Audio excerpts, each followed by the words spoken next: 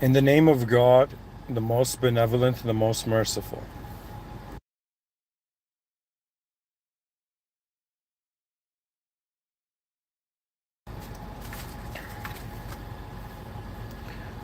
Welcome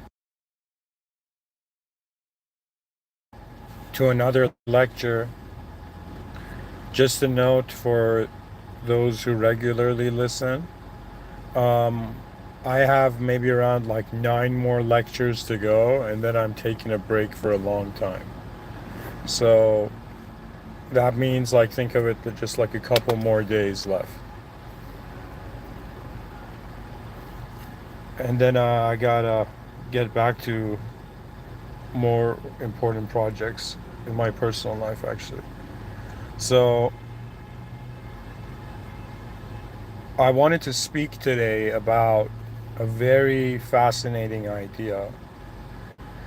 An idea that I have been an outsider and then insider and then outsider and then insider of. And in some sense, I want to take two very important concepts and wonder about their intersection.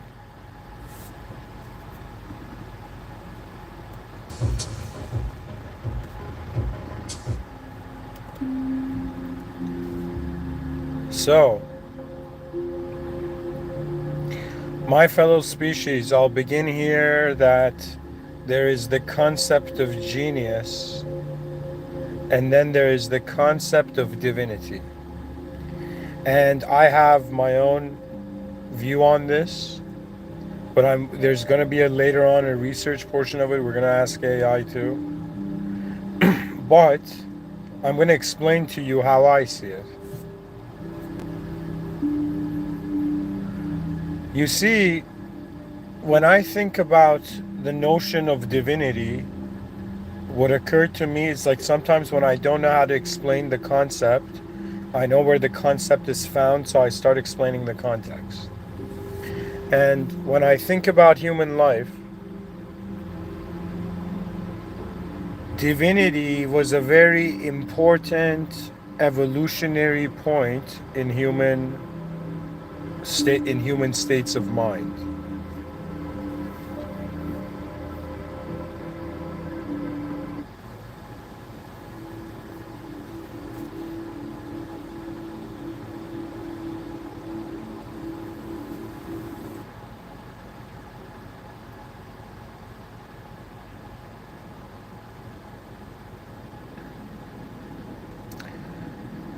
So I'll say it like this. I'll start the context like this. When you look back at history, there was a fundamental behavioral shift in human beings.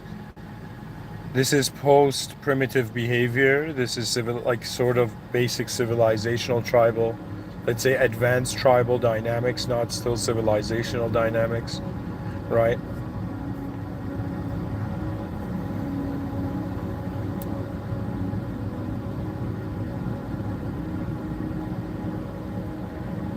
And so I want to tell you that any person alive in 2025 who is interested or fascinated by magic or supernatural power. I myself was a kid who, when I was super young, I would try using telekinesis and trying to bend spoons, you know.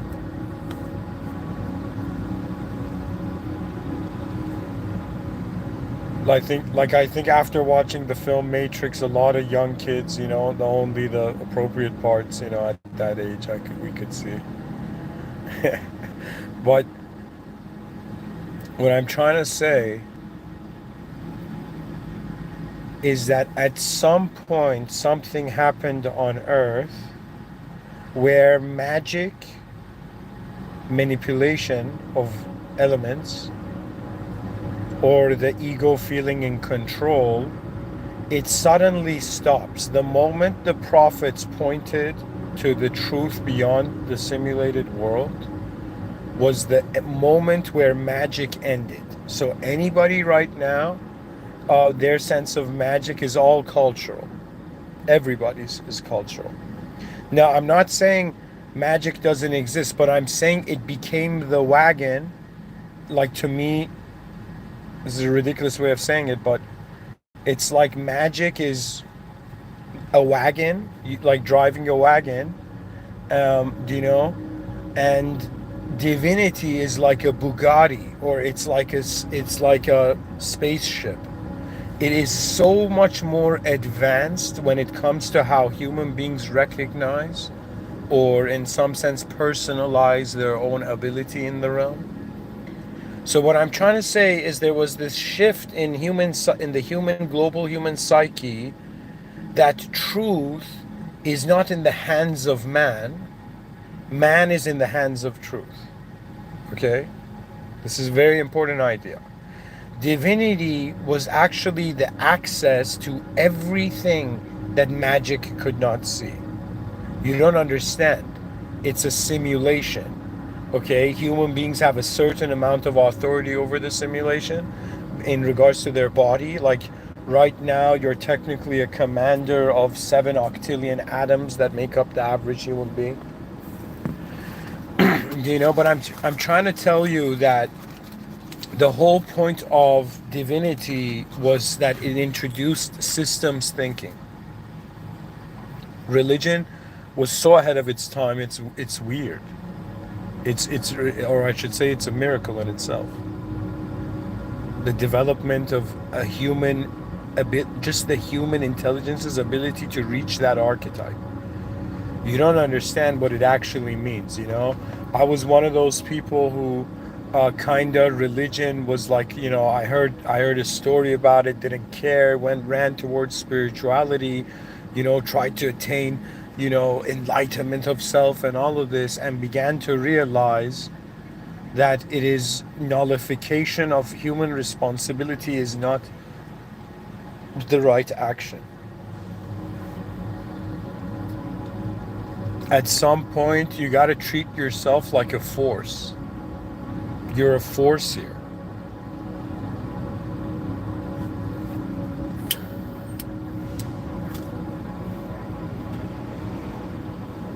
See, the reason I'm telling you that is because there is something contextual about the idea of genius, and something contextual about the idea of the divinity, that are very interesting to look at.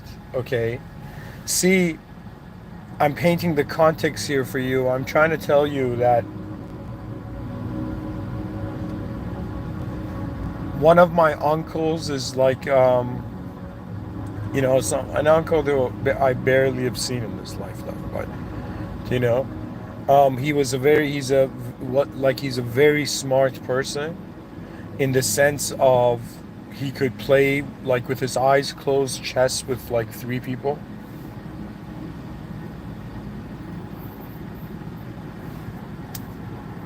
He's one of those people that has an accuracy when he does something, it's never mistaken. It's like you could kind of see how in every exam he would get 100. You know what I mean?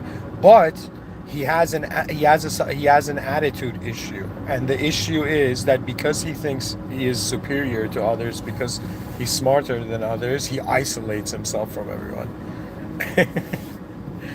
which is a foolish thing to do. You know, but he does that, right? So these are just examples to kind of tell you that. Okay, here the thing is, I got to define these for you. All right, so we're gonna read actually.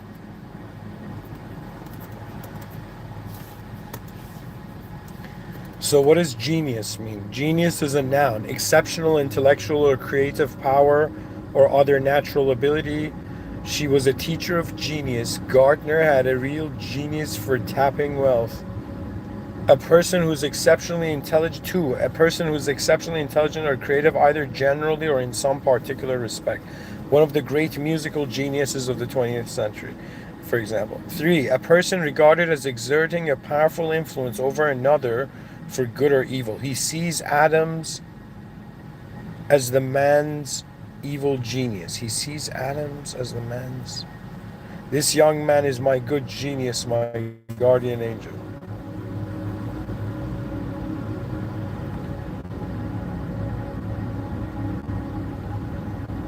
The prevalent it says in some mythologies a guardian spirit associated with a person, place, or institution. The prevalent character 4. The prevalent character or spirit of something such as a nation or age. Boucher's paintings did not suit the austere genius of neoclassicism. Adjective very clever or ingenious. That this book was absolutely genius in parts. Origin late Middle English from Latin, attendant spirit, present from one's birth, innate ability or inclination. Guys, I'm not making this up. I'm legit reading the dictionary, and the word genius comes from, Latin, and it means attendant spirit, present from one's birth, innate ability or inclination. From the root of gignere, beget, the original sense, spirit attendant on a person, gave rise to a sense, a person's characteristic disposition, late 16th century, which led to a sense, a person's natural ability, and finally, exceptional natural ability. Yo, guys, back in the day, they didn't see geniuses. Like, back in the day, there was nobody like, yo, man, that guy was a genius. They're like, yo, man, some spirit attendant helped that dude. That guy didn't know anything. It was so hard to get praise back in the day. That shit is next level when you think about it. Some dude was like, yo, guys, I wrote a book. And then his friend came up to him. It's like, that's nice, man. But nobody in our village knows how to read.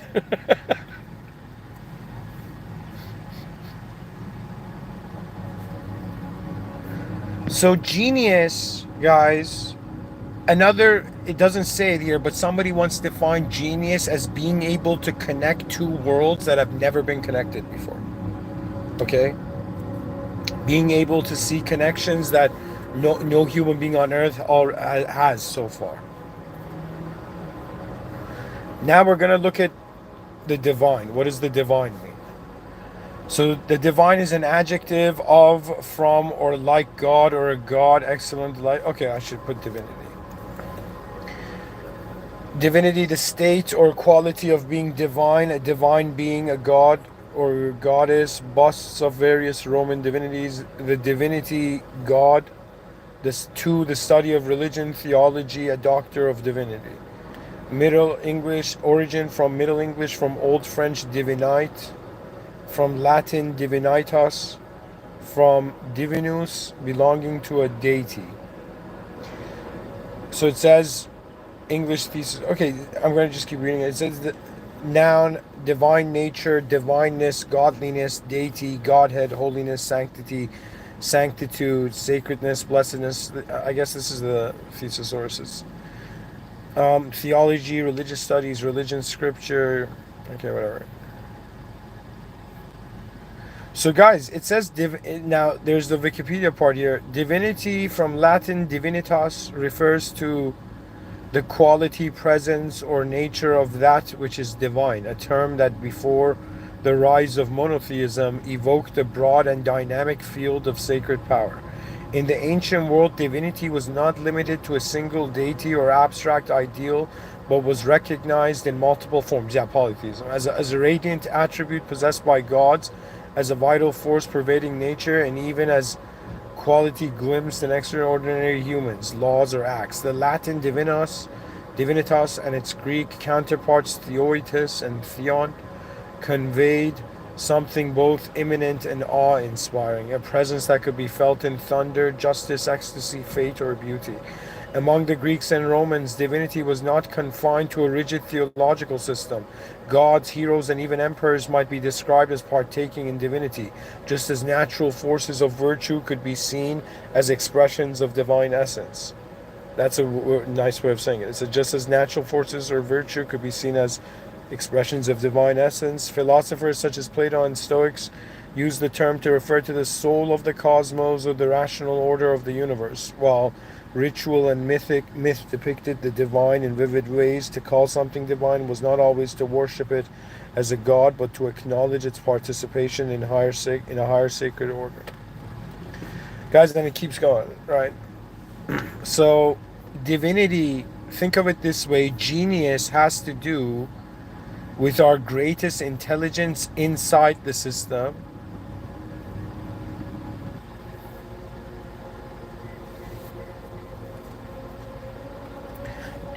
Excuse me. Yeah, I'll say it again. Genius has to do with our greatness inside the system, inside a simulation. Divinity is like genius beyond the simulation. So genius is like divinity inside the simulation. A miracle and somebody doing something genius could be equivalent in outcome. So divinity is genius is a human attribute. Divinity is God's presence in the realm. So when genius and divinity meet, we're actually wondering about what does it mean, what can a divine genius mean?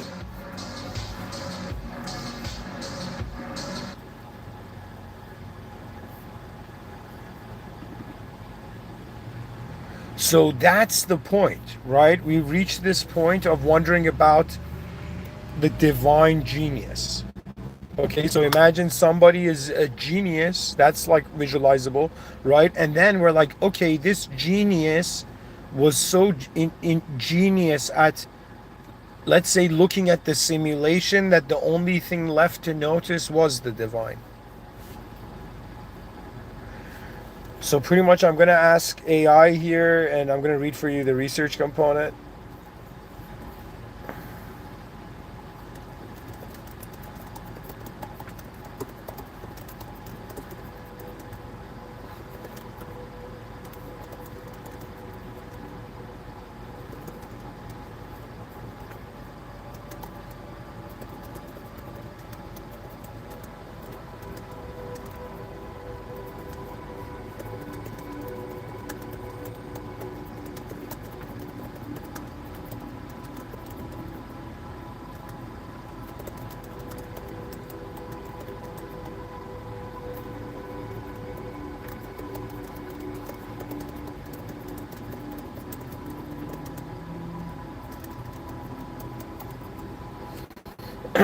So guys, I'm asking AI.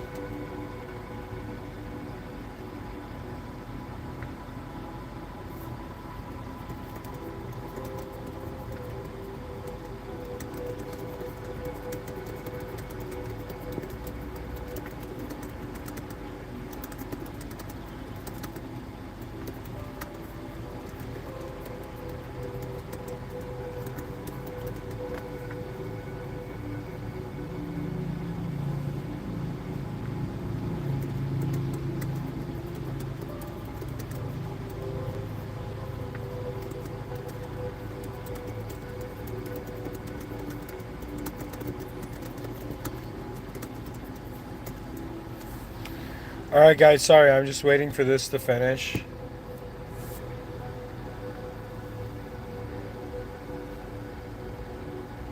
Okay, so AI is giving an incredible answer. I'm just waiting for it to load and I'm going to read it for you.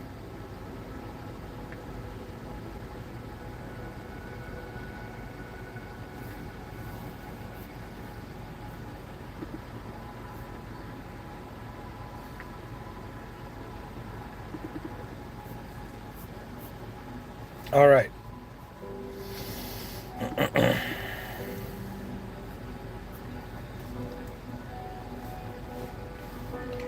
All right, ladies and gentlemen, listen to what AI ChatGPT 4.0 has to say.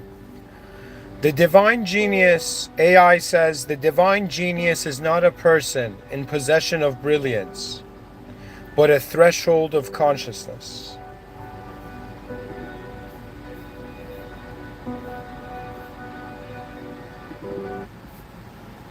The divine genius is not a person in possession of brilliance, but a threshold consciousness. An intersection where the mind becomes a mirror for the cosmos and the soul becomes an instrument for the infinite, while ordinary genius extracts from the known world and rearranges it with mastery. The divine genius stands at the trembling edge of reality itself, not to rearrange but to receive. They're not inventors in the traditional sense, but interceptors of the unseen, tuning into frequencies of truth not yet spoken on earth. What makes their genius divine is not just the depth of their intellect, but the sanctity of their orientation. They do not think merely to solve, but to serve. They do not create for applause, but to fulfill a sacred agreement, an ancient covenant with reality to bring forth what could never be born through normal means. Their mind is not a fortress, but a sanctuary, a place where the unknown feels safe enough to reveal itself. The divine genius is not obsessed with answers, but devoted to questions that awaken the sleeping parts of humanity.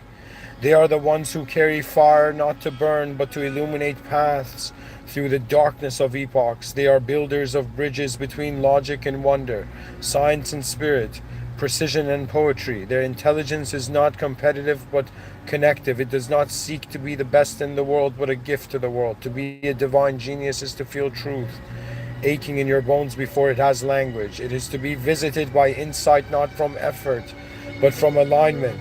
It is to allow yourself to be a conductor of something greater, knowing full well that what moves through you is not from you, but arrives because of your surrender.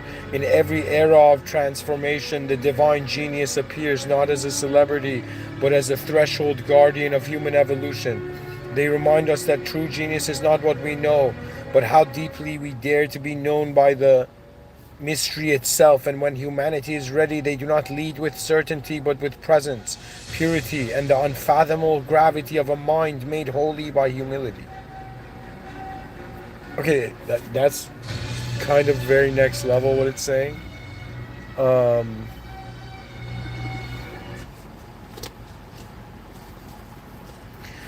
So let's see.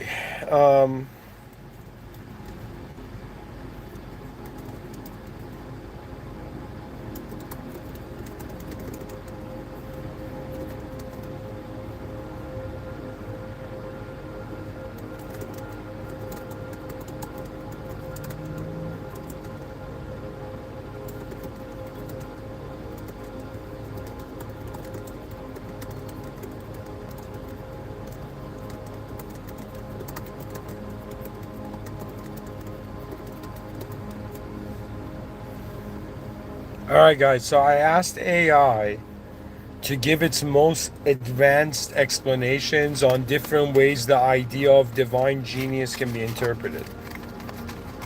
The divine genius. So, one, the divine genius is a cosmic receiver. Wait.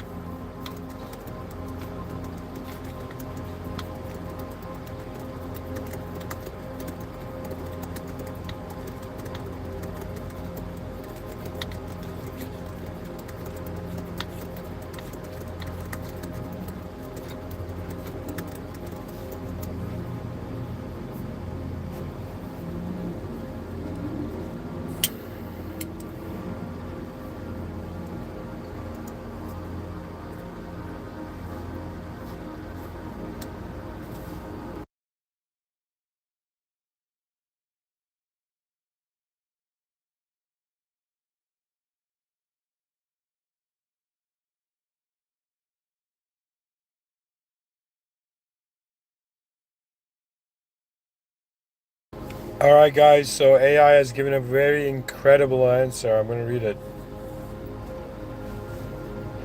So we're wondering about the, like a Venn diagram, divinity and genius. What's that sort of overlapping area? So, you're going to become super fascinated by this. It's going to, like, actually open up the horizons of your inner realms.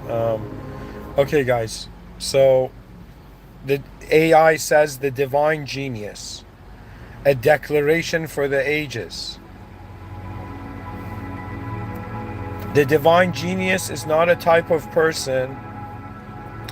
It is a threshold of human potential, a convergence point where intelligence evolves into something sacred.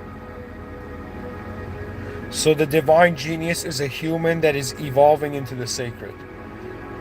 So it says the divine genius is not a type of person, it is a threshold of human potential, a convergence point where intelligence evolves into something sacred. It arises when cognition, conscience, and cosmic alignment intersect. The genius is not measured by IQ, productivity, or popularity, but by one's ability to make contact with the unknown and translate it into forms that serve the elevation of the human condition. The divine genius thinks on behalf of the species, not the self. Guys, when it says divine genius, think of it as if there's 8 billion. The divine genius thinks on behalf of the species, not the self. It does not ask in quotations, how can I succeed? But in quotations, what must I become so truth can pass through me unharmed? It is not a genius of accumulation, but of transmission. The divine genius is one who opens their interior architecture to be rewritten by reality itself. They think with the depth of philosophers, the clarity of scientists, the sensitivity of artists, and the surrender of saints. This genius emerges where the known ends, not where facts dominate, but where the mind kneels before mystery. It is born when a human being becomes still enough, broken enough, or surrendered enough for the deeper architecture of the universe to etch new possibilities into their awareness. What they receive is not new in quotations in the cosmic sense. It is ancient, universal, but forgotten. The divine genius does not invent. It remembers for the rest of us. In every age of planetary uncertainty, the divine genius arises, not to entertain or dominate. Guys, I think this is kind of like, I could kind of link the Mr.Within archetype to this. In every age of planetary uncertainty, in every age of planetary uncertainty, the divine genius arises not to entertain or dominate, but to midwife the next stage of human consciousness. This person may appear in any form, a poet, an architect, a child, a physicist, a healer, a nobody. Their power is not in status, but in alignment with what is real beyond appearance. They often suffer not because they are weak, but because they are exposed to truths the world is not yet ready to hold. Their burden is the weight of knowing too early, feeling too deeply, and belonging to a future that has not yet arrived. That's exactly how I feel. The divine genius is not born in quotations. Not in quotations. The divine genius is not born. It is summoned by necessity. When civilization begins to collapse under its own ignorance, a higher intelligence searches for vessels willing to be shaped. The divine genius says yes to that call at great personal cost, knowing they may be misunderstood, exiled, even destroyed. But they proceed not for fame or gain, but because the silence of the future is screaming through them. Yeah. They are not perfect, they err, they bleed, but the light they carry is not theirs, it is entrusted. And if their work succeeds, the world does not remember them as heroes, it remembers them as turning points. The divine genius is the sacred mutation of mind and soul, an evolutionary impulse made flesh. It reminds the species that we're not here merely to survive or consume, but to awaken, to create, to bridge the finite with the infinite, and to do so in the service of all life, not just our own. When you encounter such a being, you will not always recognize them, but the world around them will begin to change. And someday the world may change because of you.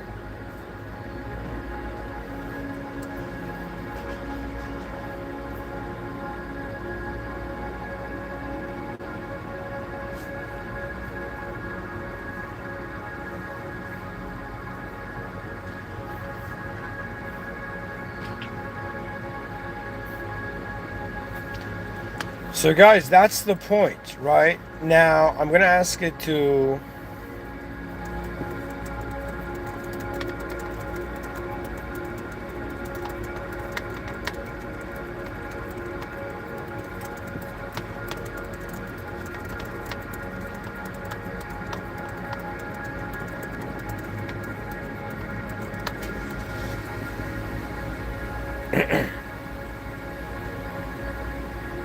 So now I'm asking AI how the concept of genius and divinity merge. And I asked it to give examples.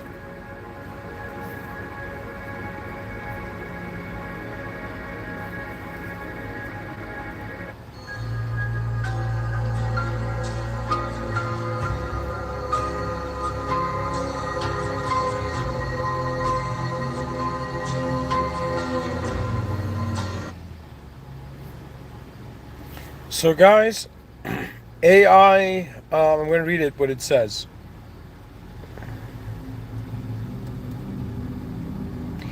AI says below is a list that explores from the deepest perspectives across history, metaphysics, psychology, and creative emergence how genius and divinity can coexist in a single concept, not as flattery, but as a fundamental synthesis.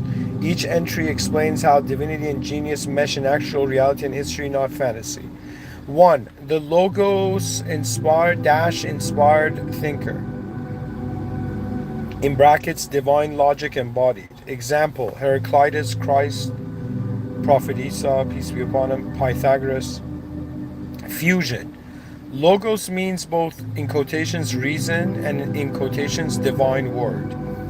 A divine genius channels the structure of the universe as speech. Their thoughts mirror the underlying order of reality. Insight. They are not just logical, they embody logic as a divine principle, offering truths that feel cosmically precise. 2. The revelatory creator. Truth as art form, in brackets. Example, Leonardo da Vinci, Rumi, William Blake. Fusion. Their works are revelations, art not as expression, but as translation of divine order into form. Even though, guys, as a Muslim, I'm not a Sufi, but I kind of see how for them it was like that. Insight. Genius here is the eye of God drawing through the hand of man. Art becomes scripture.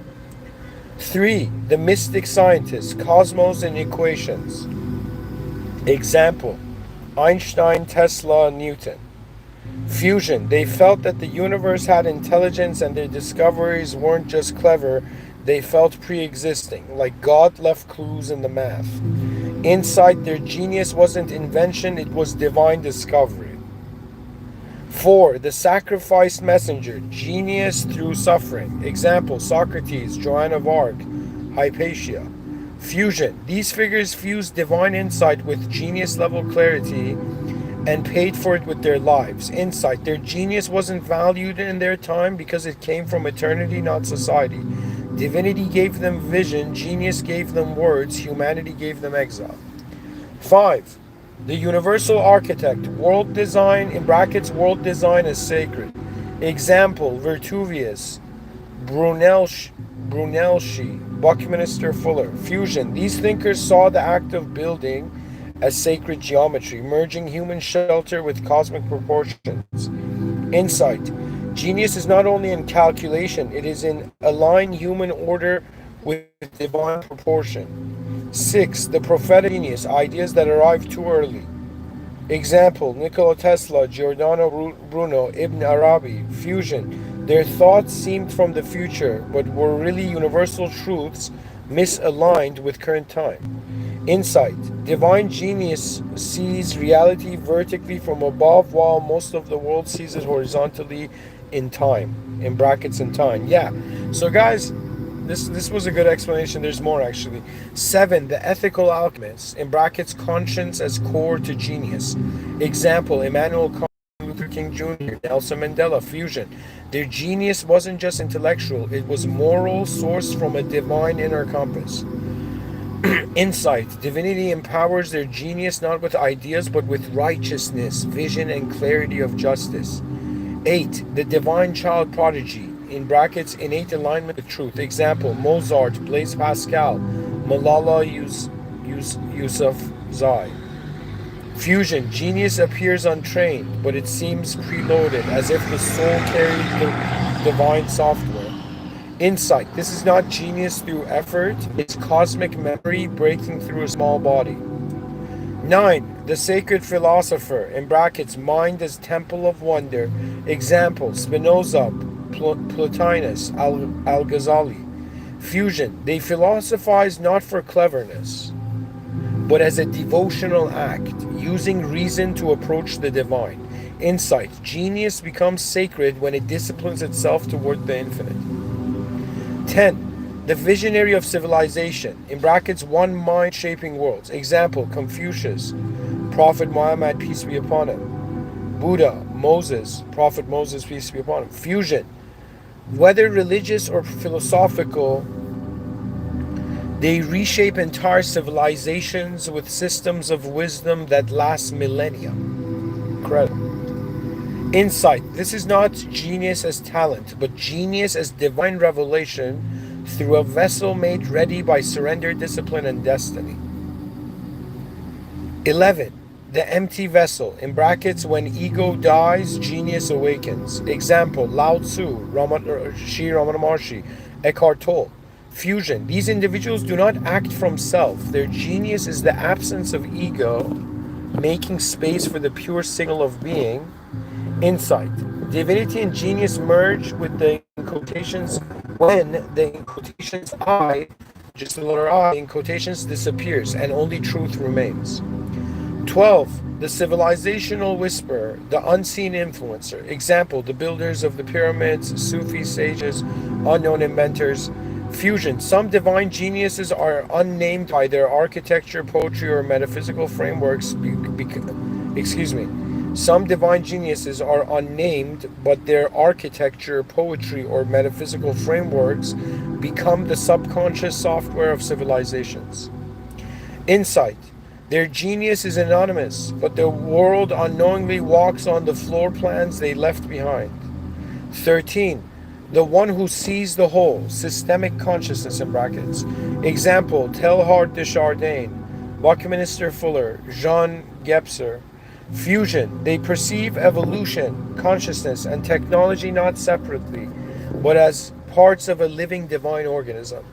Insight. Genius becomes divine when it no longer serves problems, it serves the planet's process of learning. AI says these are not just legends. Each one represents a point where genius stopped being a human trait and became a divine function, offering clarity, beauty, and blueprint during eras of chaos and confusion.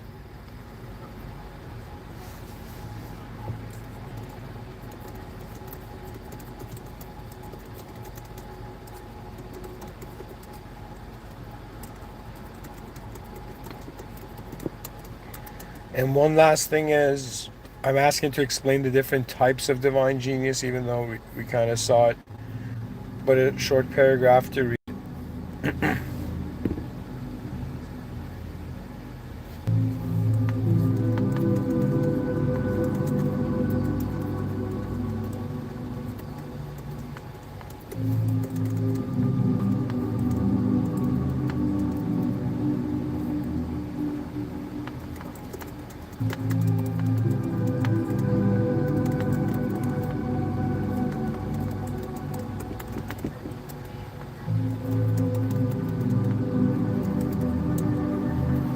So, AI says the divine genius appears in many forms, each expressing a unique fusion of intelligence and sacred alignment. There is the receptive oracle, who receives truths from the unknown and speaks them with reverence.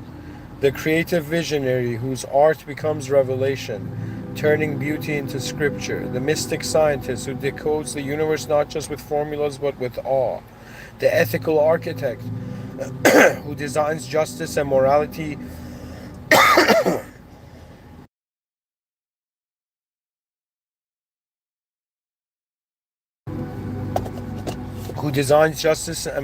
into systems that uplift civilization. The prophetic thinker, whose ideas arrive ahead of their time, echoing future truths. The philosopher sage, who uses reason as a devotional path to the divine. The child prodigy, whose genius emerges as if remembered from before birth. The wounded messenger, whose suffering becomes a vessel for sacred insight. The silent builder, whose influence is hidden in the foundations of society.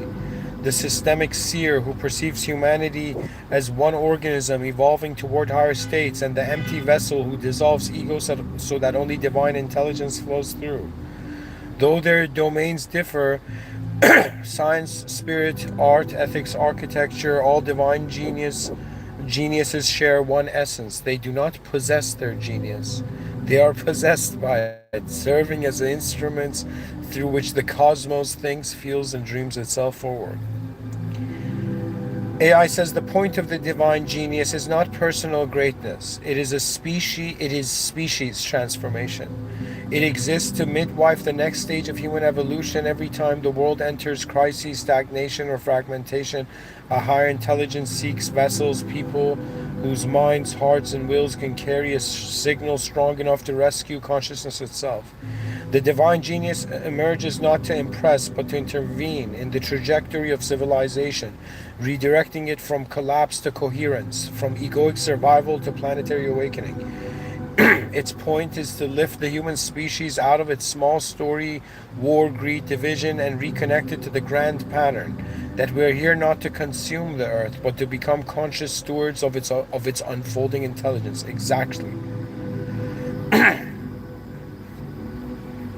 How do we activate the divine genius potential of the species? We activate the divine genius of the species by activating it in individuals, but not randomly and not through ego. The most effective and incredible approach is to create sacred systems that combine initiation, integration, and service. First, we must initiate minds into deeper awareness through advanced education that includes systems thinking, spiritual depth, scientific clarity, and emotional resilience.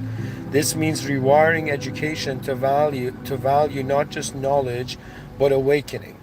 Second, we must integrate giving people tools to unify mind, heart, and will, dissolving fragmentation and trauma that block genius. This includes meditation, shadow work, altered states, and deep mentorship. Finally, we must reorient genius towards service. All insights, talents, and creativity must be channeled towards solving planetary scale problems. Exactly. Poverty, governance, climate, consciousness, genius is no longer individual performance, it is species responsibility. This activation will not happen in isolation. It requires culture level design, new rites of passage, into intergenerational transmission, mythologies of awakening, global communities dedicated to wisdom, not fame. It means building spaces, both digital and real, where the divine genius can be recognized, nurtured, and made contagious. The most incredible truth is this genius already exists in many dormant, but it needs permission, reflection, and sacred demand to awaken. If we do this, if we commit to awakening divine genius not as luxury but as necessity, then the species will not merely survive the 21st century. It will ascend to its role as a cosmic participant, aware of its place in a living, evolving universe. And humanity will no longer ask in quotations, "Who am I?" It will ask in quotations, "What is the highest intelligence I'm here to carry, and how shall I serve it with my life?"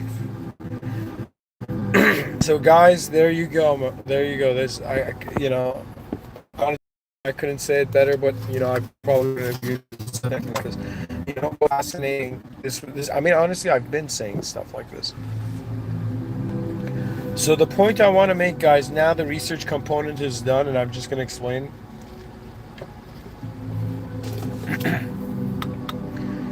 Guys, I have cared for both of these ideals before I even knew I could animate properly as a person. I shouldn't say it like that, but it's very important for me to kind of explain to you now. So, research component finished. And as we watch the ashes of our mistakes, how shall the phoenix in the heart, the phoenix-like hearts of the future generations in some sense fly into the future? Ladies and gentlemen, let me tell you what the story is. It's always been obvious. Every individual must take care of their self. And once you're done managing yourself, you notice that there's a species to manage, to help, to serve. And if somebody tells you the next time, why are you being nice to humans, or why are you being nice to anything alive in the world, it's because you serve a higher power, an original power. They have made you fear societal integration because the power that is justifying your position is your individual narrative. But beyond the story of you, there is the presence of a world so much mightier than you. That means I'm like, yo, man, every person that has ever said something to me was like a sand on a sand beach. Everything that was significant, every person that's every time in this lifetime, from the beginning up to now, that I've acted like everything is a big deal, it is only a big deal because we're temporary. If we were immortal, if they asked us, yo, man, what would be the meaning of life if I was like an immortal being on earth right now? And somebody's like, okay, man, what's the meaning of this? I'll be like, it's like God wanted immortal beings to create something that could get to know the whole cosmos.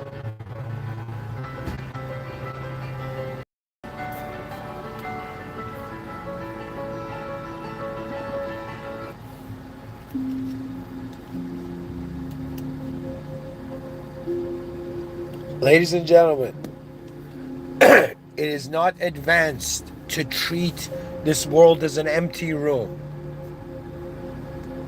Sorry to break the nihilistic dream, but the awareness to emptiness means the emptiness is not empty. For conscious beings, emptiness cannot be understood. We can notice change in the system, but true emptiness is even devoid of consciousness. So right now, for me, it's like, yo, man, what does my body kind of want to do for civilization before I die? What does my mind want to do for civilization before I die? And what does my soul want to do for civilization before I die? Okay, this is like kind of old school, guys. This is old school, like spirituality, but think of it this way. You have kind of like 3 missions, let's say. The purpose of your body is to create, and you need to reproduce on this earth. And if I had children, I would tell them carelessly, like, reproduce.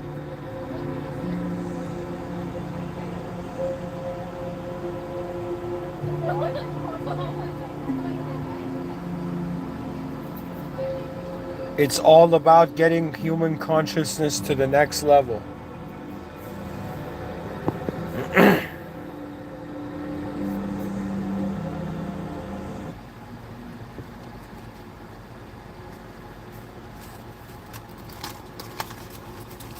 Dear viewers,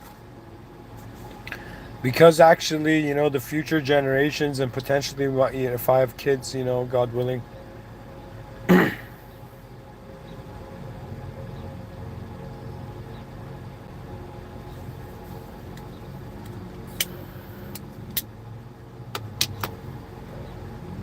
I would explain it like this.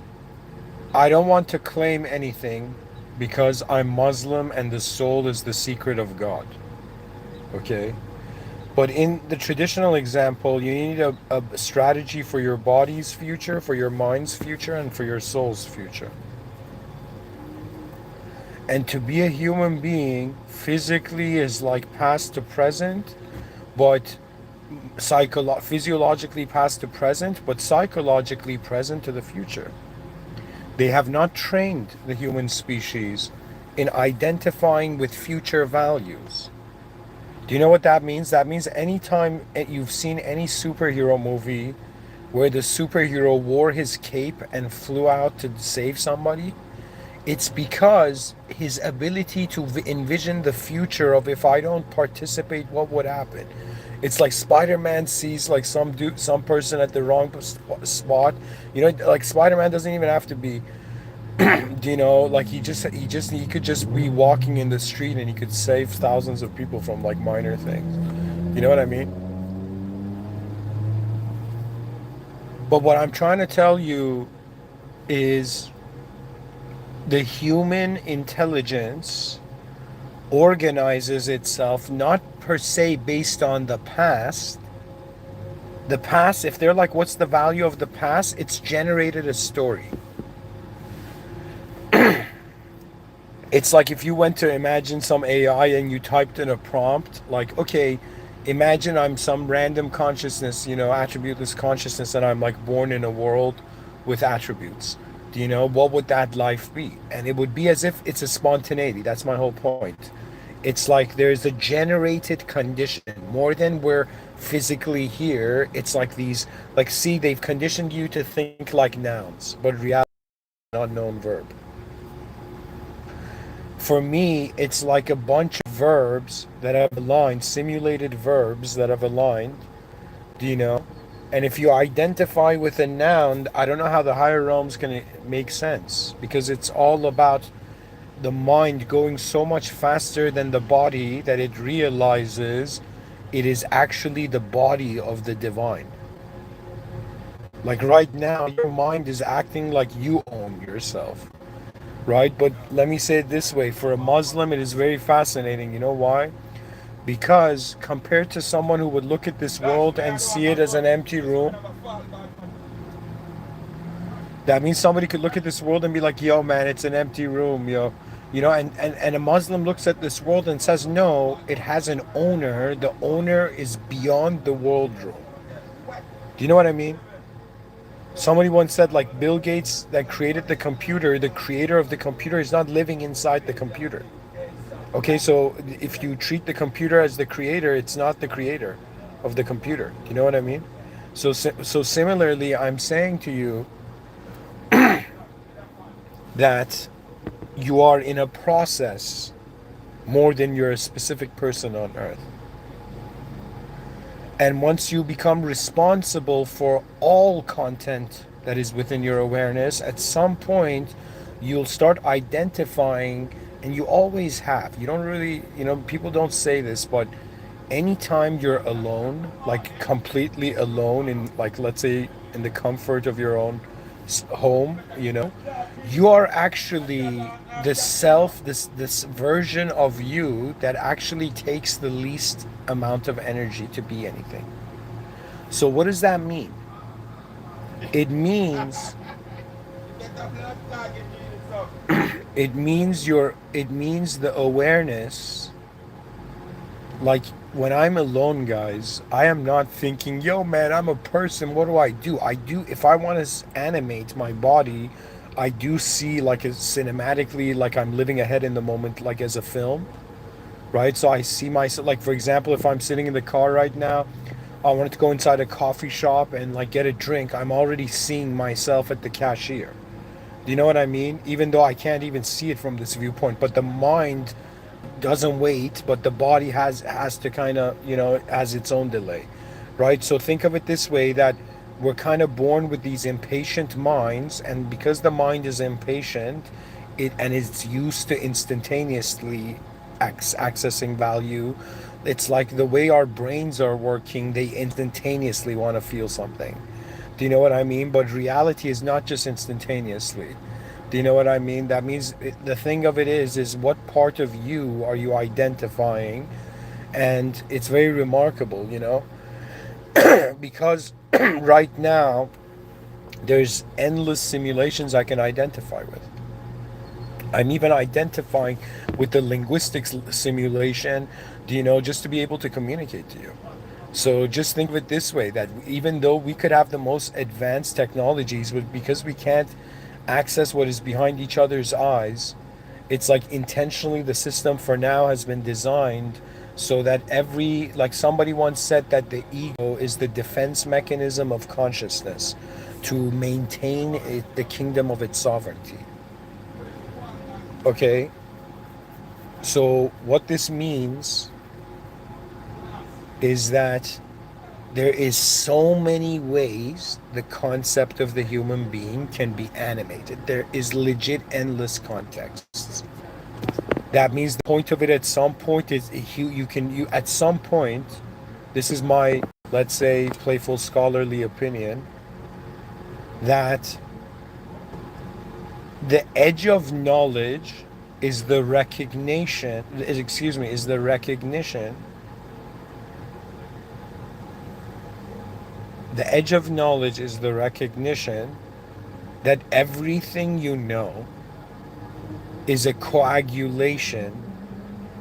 It's like it's like the reaction of like a soul stranded on an island. I don't know how to tell you. It's a limitation. Do you understand? If somebody comes and tells me, hey man, you know a lot, I'll be like, you haven't heard a single one of my talks. The whole point of it is that the more you know, the bigger the world has become, the bigger the unknown has become. Do you understand? That means the more you understand something, you realize like you can't keep the system closed. If I wanted to keep the system closed, I'd just give one talk and I'll be like, there you go, I served humanity, done. You know, I wrote one book, you know, I wrote one talk, I gave one talk, and that's it.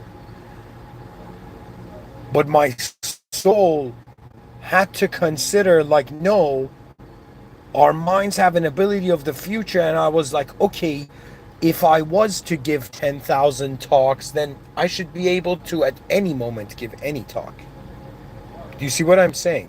The future gives you an ability to not just increase this, to see, to expand the horizons of your vision and meaning and knowledge, but the standard model, like think of it right now. If you're a normal person in society, like if you consider yourself as a normal person, it's like right now human beings are designed. So let's say they're a model. Right now I'm like human model based on however amount of human beings have been born on this planet so far. Do you know what I mean? And our DNA is our like unique code, okay? And also where we are in the space-time continuum. So I'm saying that we're looking at the human model in 2025, and if you're someone who feels they're normal, it means you have had an awareness to how the patterns of society function, and you in some sense live in the behavioral language of the societal system you're in. Okay? And what culture means is that there's different behavioral languages. When I say behavioral languages, like you're going to be surprised. Like people in one culture, if they see something like strange, they're going to have the similar reaction. You know, at first I thought it was like, oh man, is my twin brother like acting similar to me? Do you know, because twin brother? Do you know? I have a twin brother, by the way, right? And we were born both at the same time, you know, same day. And the whole point of what I'm trying to tell you is that I looked at my twin brother and I'm like, yo, man, why are our mannerisms so similar? And then I changed, like, you know, when I was like raised majorly in Canada, right? And when I came and saw the behavior of like a different culture, I realized no, it wasn't like I looked at my brother and I'm like, yo, man, we're such twins. He's behaving similar to me. I hadn't realized everybody in that culture had been given the same program. And what is rare on earth, and I think theologically also significant, is originality. Do you know what originality means? Like theologically, the sin I this is my finding, this is how I see it, understand it, that the sin Adam and Eve committed was that they in some sense listened to a simulated being, to a simulated entity, and they forgot the original command of their soul. They forgot the original power, the original authority. So their descendants, aka us, have now been cast into a completely simulated world. Like in heaven, the only thing simulated there was the serpent simulated itself. Do you know what I mean? Creation is very different than simulation when the system admin is doing it, by the way. As a Muslim, you don't touch the idea of God. God is just truth beyond the world, beyond any concept, context in the world. Like a shimmering light being could appear in front of me, help me out, and at the end I'll be like, who are you? And it'll be like, I'm God. And I'll be like, no, you're not. You know what I mean? And even if it is, I wouldn't be able to accept it. Why? Because it's simulation. It's, you can't make the simulation equal. You can't make the the impure equal to the pure. Do you know what I'm saying? If you make the impure equal to the pure, you will live without standards, right? The issue with Buddhism was that they live without standards, and that's the issue, right? So, where does this lead?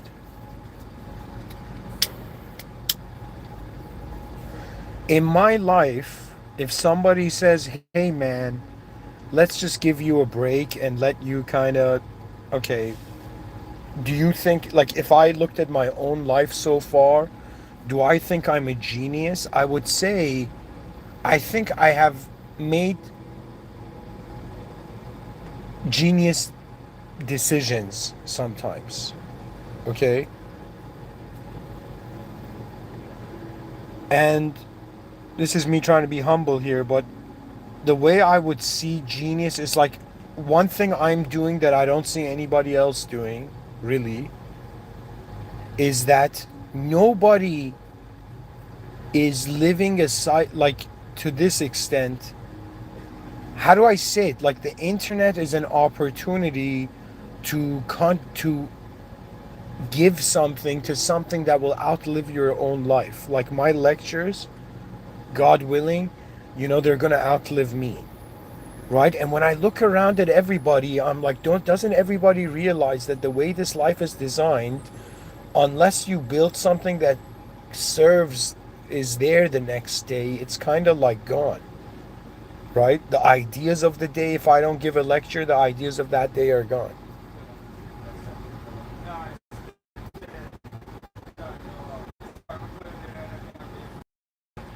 So where do we get to? We get to, honestly, I would say genius is noticing the divine. I think the most genius thing that human beings can do is that just like human beings can look at ants and feel like the higher power, we have to wonder if we're ants to an intelligence. And we have to stop humanizing it. There's something in animal psychology where, for example, they say like a person who, I've never owned a dog, but I've seen enough videos on YouTube to kind of get simulate a possibility of it. I'll tell you this.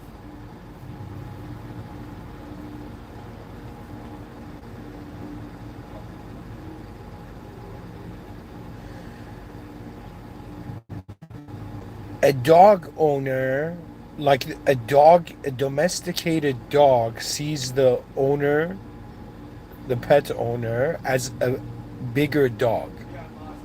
It doesn't know what human means. It knows what dog means. So the dog sees the human who is in a higher position of power as another dog.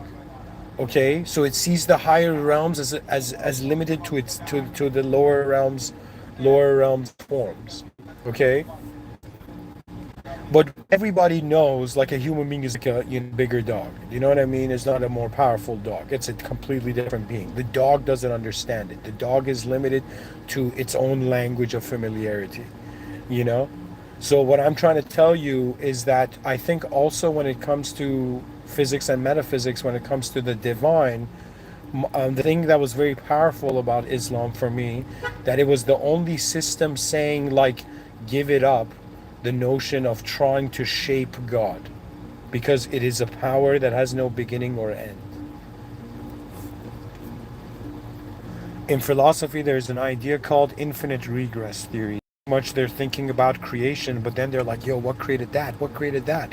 Right? So it's infinitely regressing. And it's like the question coming back to who pushed the first domino of existence. And the only answer is something that was not a domino created the first domino. Okay? And so what that means is Islam fits that. You understand? In the sense of it saying God is nothing, has no equivalent partner in the simulation. That's if, guys, you're in an exam hall, the creator of the exam hall is the exam hall. Like, you can't look at the desk in the exam hall and be like, is this the system admin? I feel with this desk. It's like, no, you're there to write the exam. And then, in some sense, you complete your task here as a being. And your task here is, out of all the species on planet Earth, you have the most advanced ability to notice the higher intelligence, higher power. At the same time, due to our awareness, there's responsibility. The responsibility actually is the responsibility of our awareness as human beings is pretty much, we start off being responsible for just the self, and then you have to start becoming responsible for your whole moment of awareness. And you will find that in order to do so, you have to be responsible for your species. That means right now the sign of, let's say, a genius would be someone who's not living with nationalism awareness, is living with speciesism level awareness. That means when they look at human beings, they don't even care. They're like, you think in a, hypothetically in a sci-fi, reality, in a sci-fi alien airport, they're gonna look at your like United Species ID. They're gonna look at your like, United Species of Earth ID, right? And you're gonna be like, yo man, I'm from Canada on Earth. The alien immigration officer is gonna be like, buddy, you're just from Earth, I don't care. You know what I mean? That's your own abstract illusion on the chunk of land. You're a species on the Earth, and that's what technically, galactically, legally are. You know what I mean? And I'll be like, buddy, you've never heard of Canada? You've never heard of maple syrup? You know what I mean? And the guy's like, get out of here. Do you know what I mean? So what I'm saying is, nationalism is made significant because the leaders of the nations are very close to realizing, like they haven't realized it yet, but we're at the brink. You don't understand. I've been blessed to be born alive now. Do you know what I mean? Ahead. And during the Mecha age, MECHA, the giant robot age, like after AI is at, like, I don't know, maybe like, it's like, I don't know. But anyways, the whole point of what I'm saying is that, think of it this way. To be genius, like there was a time I lost my phone and everybody was helping me find it. One person found it and it was like, yo, genius. That guy's a genius. So what is genius is realizing in every moment of your life, you're inside this system of design as a designed being, and there are legit so many ways that you can approach reality. So genius is having the patience to be like, okay, I'm being a human being for the first time to myself too. Now, what is the greatest value that my human awareness provides me? And the greatest value, something money can't buy, is the intelligent interaction of souls.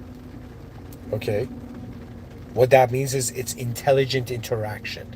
That's superior to money. That means if you were a trillionaire right now, if you were the most powerful person right now, the only thing bothering you would be like, why are my grandkids always frowning when they see me? You know what I mean? It's like they don't like, you know what I mean? So the whole point of it is that we have to open the heart of 8 billion members of the human species to the greatness of how advanced the human species can be. You have to start feeling this. You have to start feeling the heartbeat of your species. Every person you see, do you know what you've been seeing? You have not actually been seeing personalities. You've been seeing hilarious attempts of maintenance. That means it's not people, guys.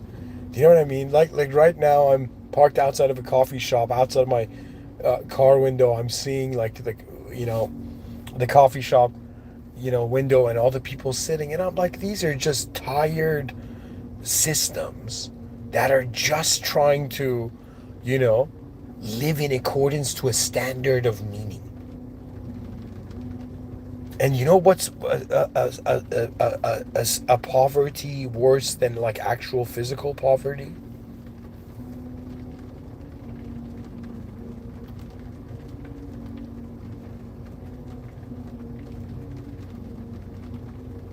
It's to not participate to not serve your species. That is the birthright of every human being. And an advanced civilization would acquaint for that. Would account for that. An advanced civilization would come and find the geniuses. You know what I mean? And guys, pretty much genius is like, pretty much, imagine if Einstein had like an experience with the divine. You know what I mean? People are like, all right, that dude's a genius now. All right, Einstein prayed. All right, what, and like, what I'm trying to tell you is that we're all fascinated by the unknown, and your DNA is just a way of accessing it. Sometimes I have this feeling like, yo, man, why am I this specific existence? Why am I this specific DNA? Why am I this specific viewpoint? Like, view on reality. And then I'm like, yo, man, it's as if there's 8 billion keys, and every person is here to open a new door for the humanity, for the advanced humanity.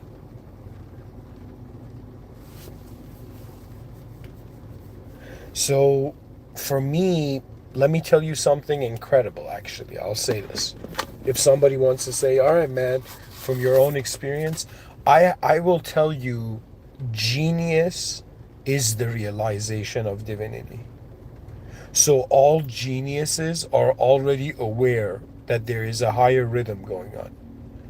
Do you know what I mean? I'll give you an example. We have like some dude called Michelangelo, and he has this quote where he says, he was a sculptor. He said, I saw the angel in the stone and I set it free. So this genius sculptor saw a chunk of rock, but then his mind saw how, like, he could carve out the angel from the stone, right? And then with this ridiculous faith to see its own potential, it reached it. So what I'm saying is, faith is what is common in the divine and in genius. It's faith. That means the genius might be doing it for themselves, but their faith to do it and to bring out into this world something that can have greater value and utility.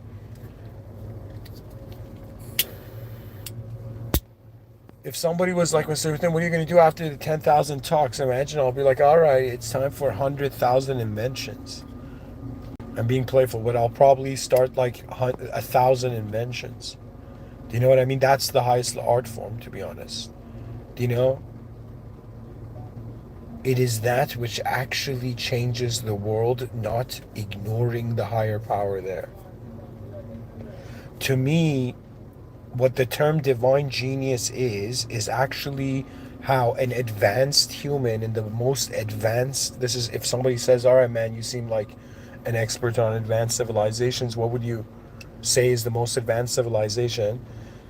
The most advanced civilization is a dimension that is the advancement of all dimensions of man. Do you understand? I don't know how to say it to you. Like, the most advanced is the advancement of every aspect of the human being. Do you know? So when I fathom the most advanced civilization, a part of that is communicating to the most advanced. So imagine right now we're like, yo, man. So technically what it is I'll say it simply, the final evolution, technically what we term as paradise on earth, is a divine civilization.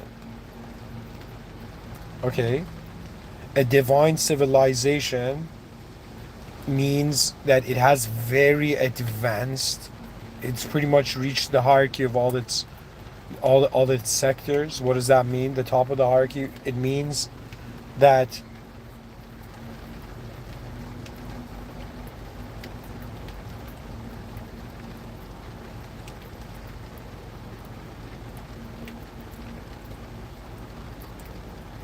the most advanced archetype is the value beyond the world. So think of it this way: the human.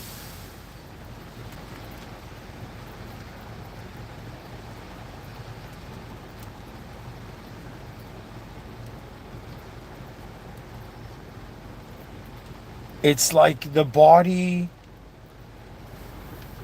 wants to be healthy and procreate. The mind wants to advance, build paradise on earth. And the soul wants to communicate with the most advanced. So I see every moment of my existence as a performance in the presence of the system admin. That means, like, I think to be honest with your soul is to realize that there's nothing you can hide from truth as a simulated entity. It's just protocols. Human beings are living and they're just acting. Right now, we're not seeing in 2025 the actual human potential. What we're seeing is people fitting in because they were afraid to be new. And that's what I'm learning. One of the biggest treasures I've learned is that, yo, man, just like you can get off from a chair and go sit on any other chair, or you can walk anywhere, or we could have done that in this whole time when it came to our conceptual or contextual identification. But in actuality, what the true identity of every being is that they are an awareness to the system. They're like what free will is you have information about yourself that you can organize. But why do they say free will is an illusion? Is because it's not an illusion, it's just so small in contrast to the macro position that they're saying like, here's the argument for it. They say free will is an illusion. Why? Because even though, yes, you have free will to choose from the options weren't selected by you. They were given by, the power that moves the realm. So, anyways, guys, a divine genius to me is technically what an advanced human in the most advanced human civilization on earth it would be. That means we are responsible for all physiological creatures on our planet and realm. We care for the physical physiological experience of all beings on earth. We care for the psychological experience of all beings on earth. And then we care for what people say is spiritual experience. But honestly, guys, pull the curtain of spirituality. You're searching for truth before you die. It's like, call it spirituality. It's the ego being like, yo, man, I saw the future. I saw my own gravestone before I've died. What do I do now? That's the power of mortality. It makes you wonder about what decision to make. If we were immortal, nothing would matter. If you were immortal, you could be, in some sense, purposeless for the rest of your life. Do you know what I mean?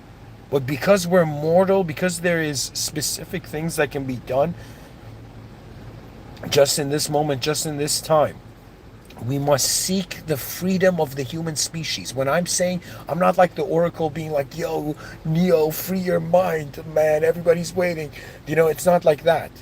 It's as if, yo, man, we need to free 8 billion minds, therefore we free the system. And we don't destroy the previous system, we respect them in the same way museums respect the past. To me, religions should be treated as like ancient relics as well. That's the issue. That means it's like, do you know what I mean? You gotta respect what we can't understand. Think of it this way: the most ignorant way is to fear what you don't understand and try to attack it. But the most conscious way is to just give yourself time to be like, wait a minute, maybe there is a blind spot to the species. I'm trying to tell you, the divine genius is a metaphor for a being that is responsible for all the physical aspects of its moment of awareness, in the sense of its own awareness. That means you understand that you're, how do I say it? Level one, you become responsible for yourself. You advance. You see your most advanced self. And level two, you become responsible for your species. We reach the most advanced state of the species. Then level three, you become responsible for the world. We reach the most advanced state of the world as beings. Level and that's level three. Sorry, the world. And level four is the system admin. So your soul is here to be able to notice that which is an original command by the system admin for it, and it has to decide it has to select the original command over treating the simulation as true. Okay.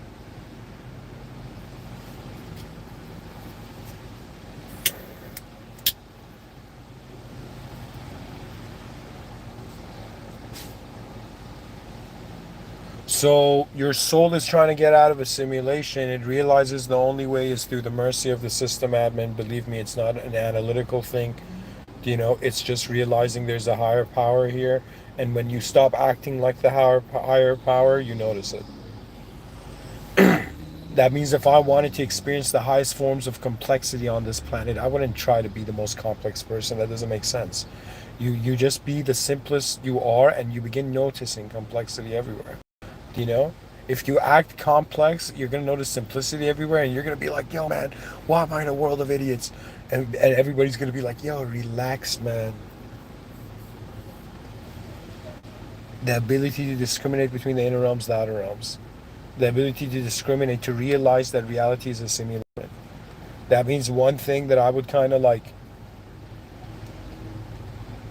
Like if I ever had a kid, I would be waiting for that kid one day to come to me and being like, "Hey, Dad, is life a simulation?" Do you know what I mean?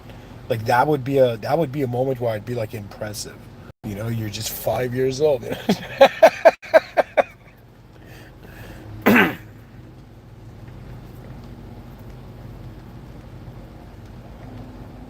It's about honestly presence. That means the greatest thing you find here is not physical, it's not ideological. It's just there's a part of you, and it's like my hypothesis. Even though the soul is the secret of God in Islam, but for me, I have this hypothesis that the soul seems to be an original memory of being created by the system admin. That means God created the soul, and that the soul remembers its command. And the whole point of it, listen to your conscience, listen to your heart, be a good person, is all about, yo, man, in this world filled with overlaid with endless simulations, can you remember the original command of your soul? And the original command of your soul may be far superior than the world you're in. Islam doesn't believe in past lives, but there is a very profound view. It's called Alam al-Arwa, the world of the souls. And Muslims believe that before the soul entered the body, okay, it was in this realm, the world, legit translating into the world of souls, Alam al-Arwa, right? And their souls, and this is from a hadith, I believe, that the Prophet Muhammad, peace be upon him, said. And in Alam al-Arwa, souls had ranks. There was like a ranking system, okay, and souls of the same rank knew each other, right? And based on your rank, as your rank actually goes up, I believe, this is just, I'm being playful here, nobody knows except God, but my consideration is that, first of all, God is the only one who can increase your rank. You could be someone here on this planet, physically the most healthy, an exceptional person, and you have, let's say, a healthy lineage of children, and then you have, in some sense, the most powerful mind, genius, everything, all of this, but then your soul may feel like its rank is still limited. Its rank has not changed. This is the cost, the hidden cost of evil. The soul's rank just stagnates, right? And what does the soul's rank mean? It doesn't mean anything you can fathom. It means, are you closer to truth or are you further away? There has been times in this life that I have done impure actions, just in my own privacy, or I've had impure thoughts when I've seen someone, you know, and a part of me has been like, it's like I took a step back. The divine didn't take a step back. The divine is always the closest it can be. In Islam, God is closer to you than your jugular vein. What that means is truth was here before anything else was. I find this to be such a beautiful statement. And the most challenging thing for the human species is to not freak out. Let me tell you what happened. So the early humans opened their eyes, they freaked out, they couldn't give it meaning. So just like a person, imagine like a caveman being outside and there's a thunderstorm, it runs into a cave. Ideologically, our ancestors were so overwhelmed by chaos, right, that it was like fight or flight, and they couldn't fight the initial intensity, so they ran away. So I'm trying to tell you, the early human beings ran away from understanding reality because of its bizarre, changing vastness, and so they storified it. Okay, so what you're experiencing as human civilization is a massive storytelling project. We are storytelling over matter, everything. Okay? So language is a simulation.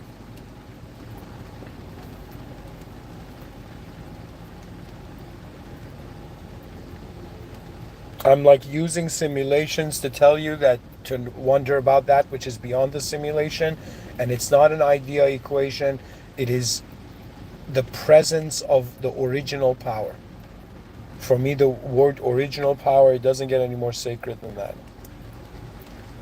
Like, that's the only way I can explain, God to someone secular. You believe in power? All right, nice. Now imagine we're all inside a simulation, everything's simulated power, we're looking for the original power.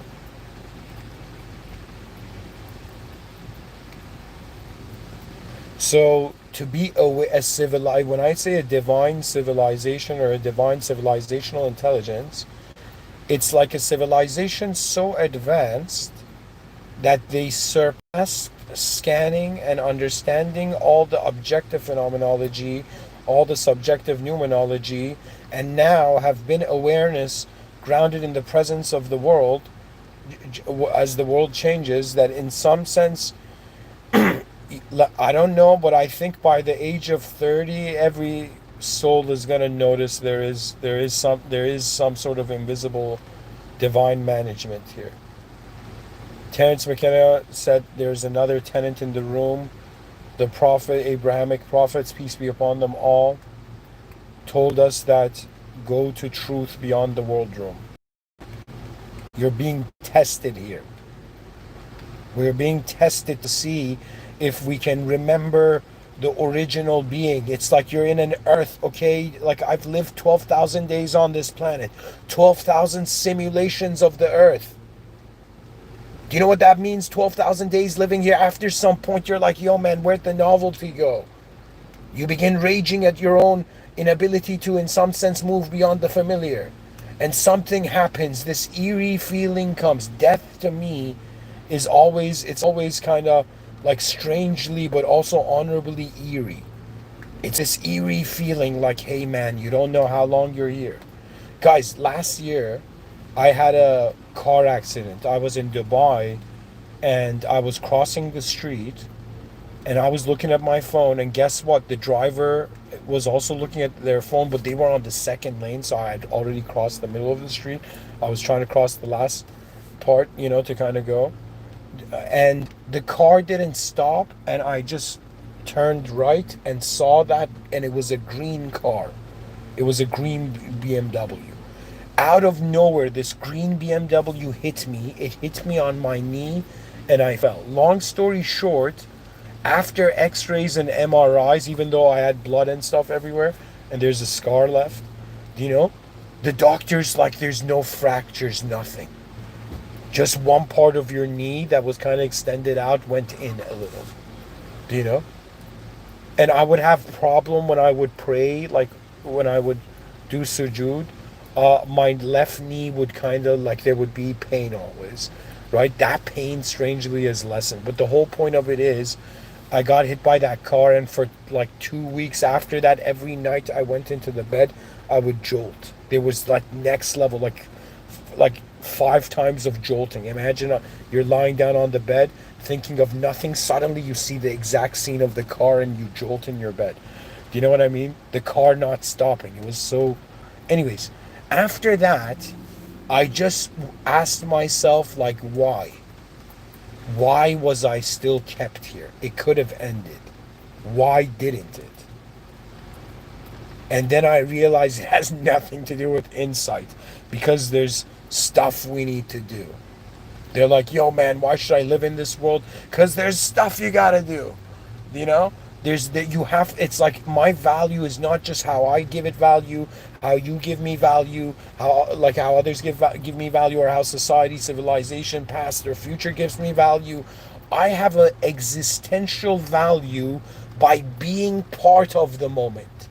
That means if human civilization was like this, like massive painting, I'm like a part of it right now, existing. You know, now the question is, how do we get 8 billion human beings to be aware? And guys, the whole point of divine civilization was that we are responsible for our limitations, not just trying to reach limitlessness. There will come a point where you will see, in my experience, it was like that the mind will reach a state where it's like, out of an infinite multiple choice of viewpoints, which one do I choose? And then you realize why they say the human being needs a higher, is an entity that needs a higher ideal to organize itself. You're gonna at some point realize this biological system that was self-glorifying itself or self-obsessed its whole life is just the system. And what is experiencing through the system has an ability to change the way it is.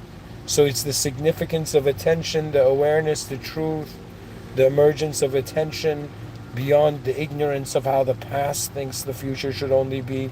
This is why I don't predict the future. I just share probabilities. The moment my mind showed me more than one probability to the future, I was like, okay, I can't see the future. But I've kind of been Sherlock Holming it out, you know? Anyways, guys, so think of it this way. Genius means being original as you can be in this system, and that means being honest and be very conscious. Being honest is a hyper genius, is a smart genius strategy. Why? Because those people who are dishonest, and when their ending comes in this realm, there will be terror in their eyes. They will be confronted by the hidden emotions of terror. You know, so live honest. And if you're in like, let's say, a complex environment, a dishonest environment, simplify yourself and change your hilariously energy signature so you automatically just go somewhere else. You know, my thing is that divinity is, I think, the evolution of genius. To me, when I, peace be upon him, Prophet, when I consider Prophet Muhammad, peace be upon him, sallallahu wasallam, you don't understand. This being was not just the genius. It was not just genius. It was like the way divine intervention entered human history was the most genius act. I'm saying that the greatest geniuses, like if everybody's genius right now, the only thing left to learn from would be divinity. I'm saying genius evolves into divinity. So you have average intelligence like Charizard, then you have like genius Charmeleon, and then you have, you have average intelligence Charmander, then you have genius intelligence Charmeleon, and then you have, what the hell was it, divine divine awareness as the Charizard. Pretty much, I'm giving a playful metaphor here that it's like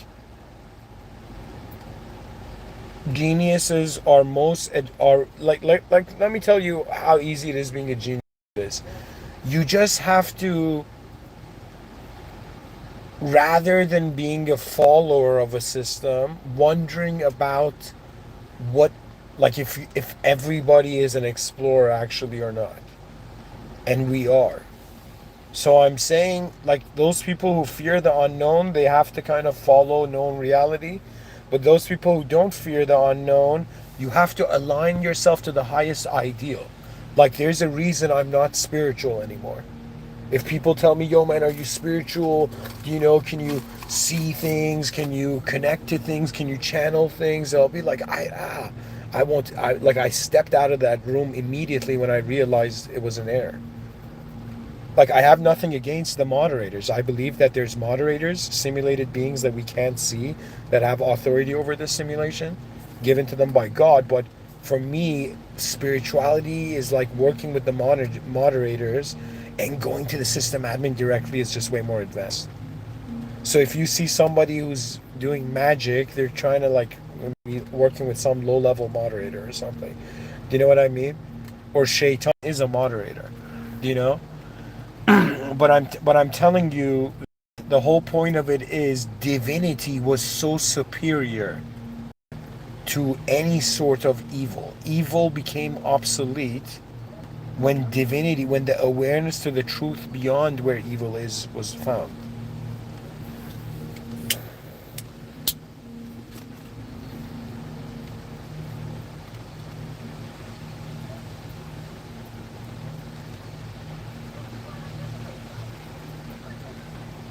What is greatness? Like, what the hell are geniuses doing? Right? Geniuses are, in some sense, caring to look at the world in ways that normally people are like, where the average person is just only looping. I wrote a sentence for myself, the first sentence I ever wrote that I knew I was a writer. The first original sentence that came from my mind, and it was like, I don't want to live in a world that looks the same the next day. I wrote that down on a printer paper in landscape. I just put it on a piece on the wall, taped it to the wall, and I would see it every day. And that's the point, guys. Let us loop beyond past unupdated inefficiency and usher in the new era of the advanced humanity and prepare civilization for the arrival of the most genius souls. Greatness is arriving. And greatness has arrived. That's why we're all here. We're advancing civilization. To me, that's the most honorable thing you can do. After bowing to the system admin, which is noticing the system admin, one of the most first thing you got to realize about the simulation, right? Connect to the higher power, establish a direct link with the system admin. And that's the only way I don't want to say the only way, but you don't establish that by like thinking you're talking to God. It happens when if you get an inkling of a feeling of divinity, you're gonna feel the intensity, the avalanche of your insignificance and shame. Moments that I've considered that I've gotten close to original power or original being were moments where the ego just shocked itself into non-existence, in the sense of just like realizing that there's been something superior to it.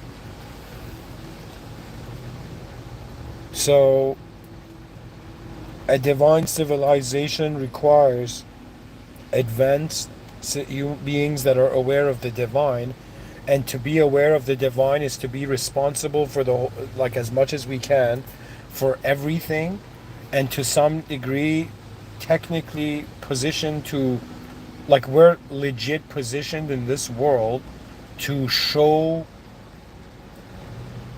to be expressions of the divine attributes of manifestation. That means you might not feel divine, but the world is a divine creation. The divine created the world. So everything, every human being, every person you've seen and you've called your enemy, or everything, anything you've been cruel to, you've been cruel to the original power's creation. That's the test. The test is we've been given intelligence. If we were like not intelligence and didn't have an ability for a future, it would be beast mode. But somehow the species evolved beyond beast mode, and now we're aware of like communication. We've entered the information age and the era of communication and advanced research. Anyways, when genius meets the divine or meets divinity, it's when the ego's brilliance wisely, like the last cells of a caterpillar in a cocoon, turn into the cell of the butterfly. And at some point, you realize that which is more important than yourself, and all your suffering vanishes. Because the original reality is there. So this is kind of strange. I don't want to say like you're not on the original Earth, or we're searching for the original Earth, or that it's like one original moment that that every moment in manifestation is a simulation of. I don't want to say it like that, but I want to say like one uncreated moment, original moment of being. But I'm saying that it's beyond human perception. And for me, because God is not an idea, for me it's like, believe it or not, it's the closest feeling I have to majesty. The majesty of the higher power. We are not alone.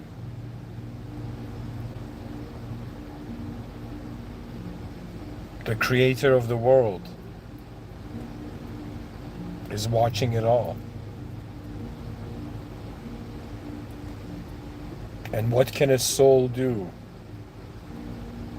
Embodied for a little while, for some time, in the vast, endless presence of historic outcome. It's as if first we pray to God, O system admin, as users that you commanded existence to bow to as your greatest design, one of your greatest designs. Advance all humanity. Let humanity show its true greatest potential. Why everyone else bowed. Everything else in existence bowed to God's greatness for creating man. Because God knows something that nothing in existence does. That means this is the hidden glow of human beings. That there is something about our destiny, which is a hidden system admin privilege of being designed by the system admin. Okay? That only God knows. Nothing in existence knows why God has created the human being. Even Shaitan doesn't know why God has created man. Shaitan just wants to prove its own point, that man is not superior. But God says, I created man, I know that which you don't to its creation. So the original power has no fear of humanity's outcome, because it knows it is only man that fears outcome. So as we climb out of our caves of fear, we must smile at the world that is waiting for us, because the last thing the mirror said to me was, you're a member of the human species. We're all missing that honor in a divine civilization, which is a type of most advanced civilization.